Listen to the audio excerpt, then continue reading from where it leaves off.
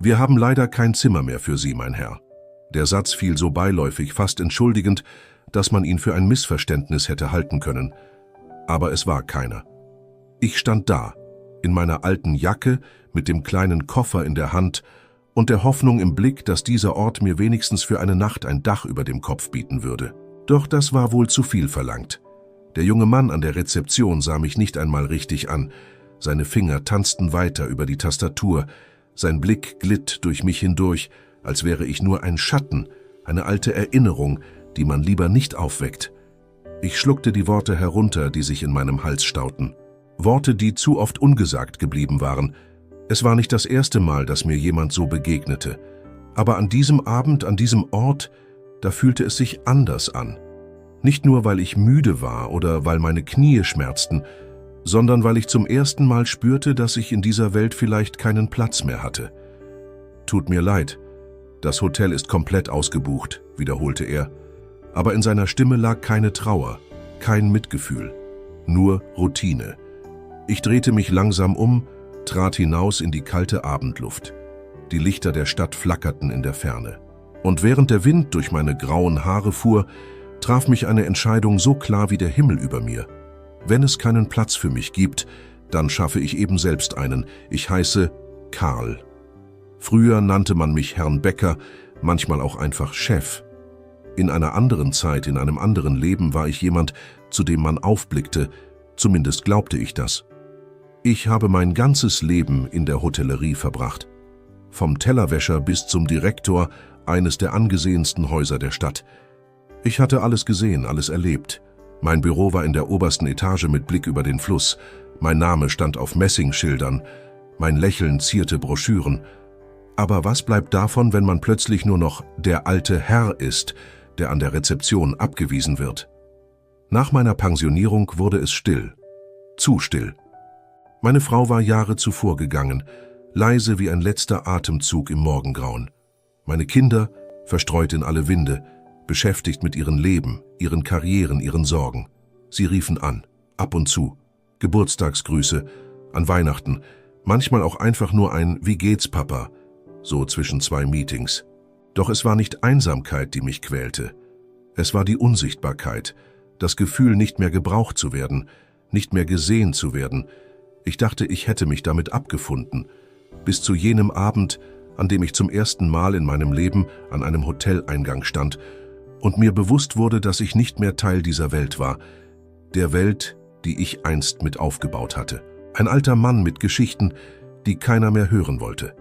Mit Händen, die zu zittern begannen, aber einst Häuser gebaut, Verträge unterzeichnet und Menschen eingestellt hatten. Ich war müde, aber nicht bereit aufzugeben. Noch nicht. Es war ein regnerischer Spätsommerabend.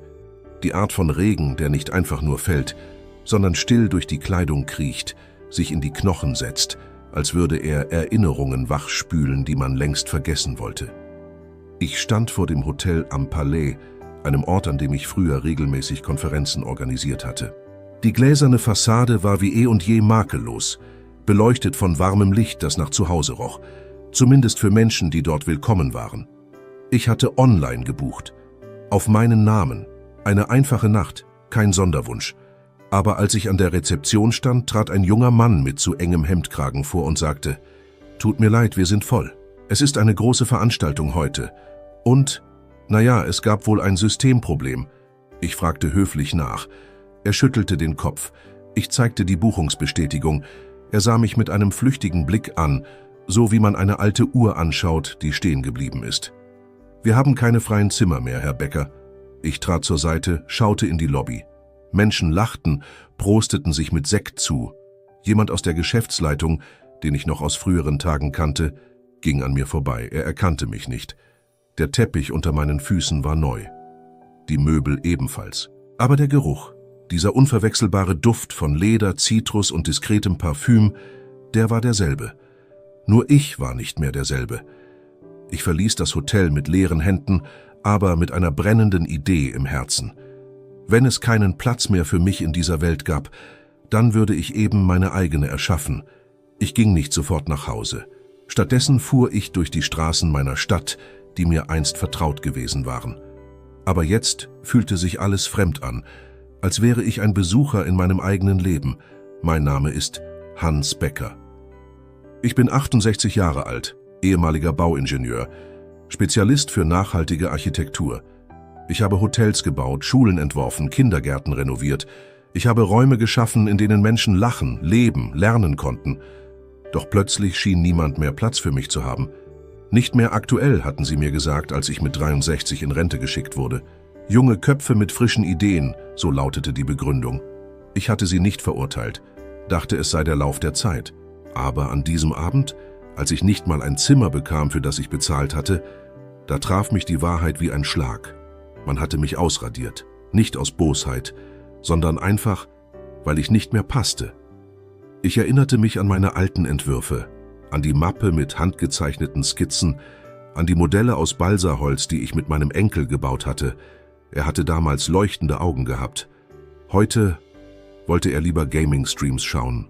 Zu Hause angekommen, setzte ich mich an meinen alten Zeichentisch. Ich schaltete die Lampe ein, die mir jahrzehntelang Gesellschaft geleistet hatte. Das Licht war schwach, aber warm. Ich holte mein Skizzenbuch hervor, blätterte durch Seiten, die den Staub der Jahre trugen. Und plötzlich spürte ich es wieder. Diese Unruhe, diese kreative Rastlosigkeit, das Feuer, das mich jahrzehntelang angetrieben hatte. Sie hatten gesagt, es sei kein Platz mehr für mich, aber sie irrten sich. Ich war nicht fertig, nicht mit meiner Geschichte, nicht mit meinen Ideen. Ich beschloss, ein Hotel zu entwerfen. Nicht irgendeins, sondern eines, das das Gegenteil dessen verkörpern sollte, was ich erlebt hatte. Ein Ort für Menschen wie mich, für die, die man übersehen hatte, für die, die nicht mehr in die Pläne der modernen Welt passten. Es sollte ein Raum werden, in dem Erfahrung wertgeschätzt wird, in dem Falten Geschichten erzählen, in dem graue Haare nicht stören, sondern glänzen. Ich machte eine Liste: Standort, Finanzierung, Genehmigungen. Ich hatte keine Partner, kein Kapital, aber ich hatte Zeit und eine Entschlossenheit, die ich selbst vergessen hatte. Die ersten Wochen waren voller Energie. Ich skizzierte Tag und Nacht, entwarf Etagen, Lobbys, Zimmer mit großen Fenstern, offen, einladend. Doch je weiter ich kam, desto stärker wurde das Echo der Einsamkeit. Ich erinnerte mich an früher, als ich mit Kollegen bis spät in der Nacht Pläne überarbeitet hatte. An den Kaffee, den meine Frau mir heimlich an den Schreibtisch stellte. An das Kichern meines Enkels, wenn er mir ein Dach aus Lego auf meine Modelle setzte. Jetzt war der Schreibtisch still. Kein Lachen, kein Kaffee, keine Stimmen. Ich suchte Investoren, bekam nur höfliche Absagen. Zu alt, zu visionär, zu wenig Rendite. Wäre das Projekt von jemand Jüngerem? Ein Satz, den ich mehr als einmal hörte. Der Punkt kam, an dem ich dachte, alles hinzuwerfen. Ich stand nachts am Fenster, sah die Straßenlaternen flackern und fragte mich, ob ich einfach nur ein alter Mann war, der versuchte, seine Relevanz zu beweisen, um sich selbst zu retten. Einmal griff ich zum Telefon, wollte meinen Sohn anrufen. Ich dachte, vielleicht könnte er mir helfen. Aber ich ließ es. Ich sah sein Gesicht vor mir, sah, wie er lächelt und sagt: »Papa, du solltest dich lieber ausruhen. Genieß doch einfach deinen Lebensabend.« Das tat weh. Nicht, weil er falsch lag, sondern weil ich wusste, dass er nie sehen würde, was noch in mir steckte. Und vielleicht hatte ich selbst auch aufgehört, daran zu glauben. Ich ging in den Keller, wo ich all meine alten Modelle aufbewahrte. Viele waren verstaubt, eingedrückt, vergessen.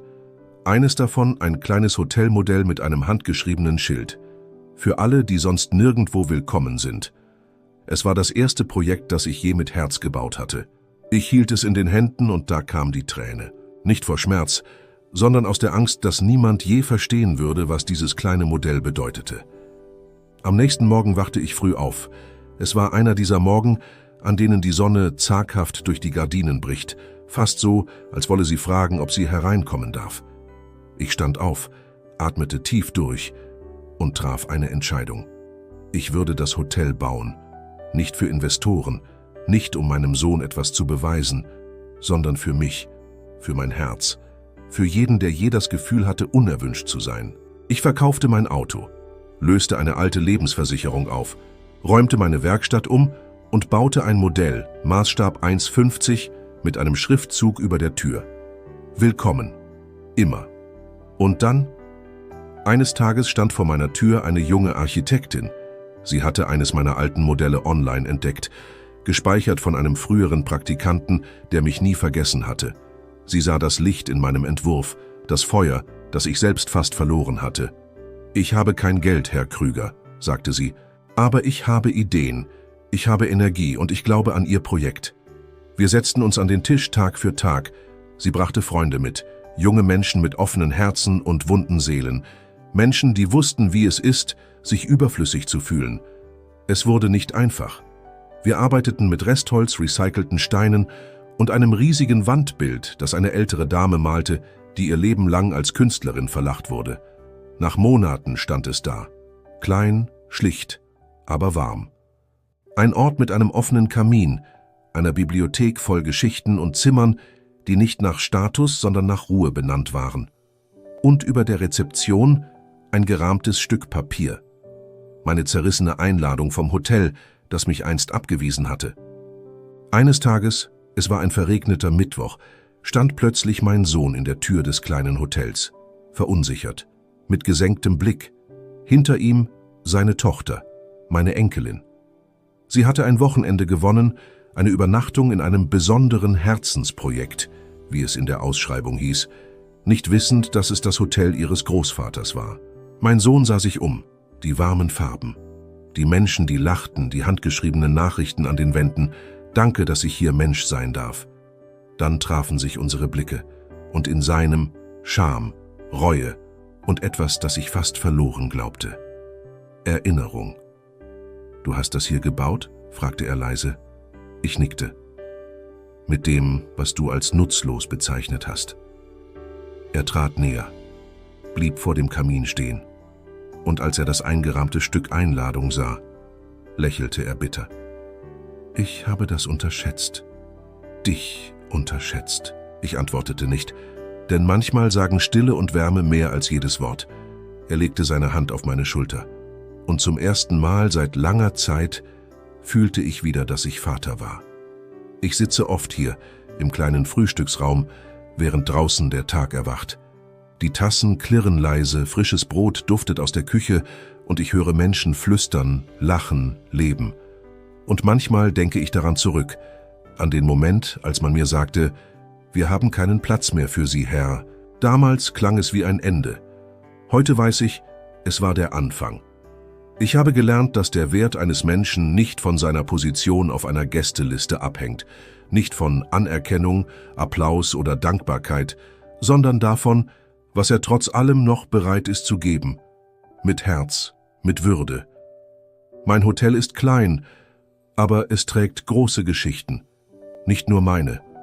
Und vielleicht, wenn du eines Tages vorbeikommst, siehst du mich dort am Fenster sitzen, mit einer Tasse Tee in der Hand und einem leisen Lächeln.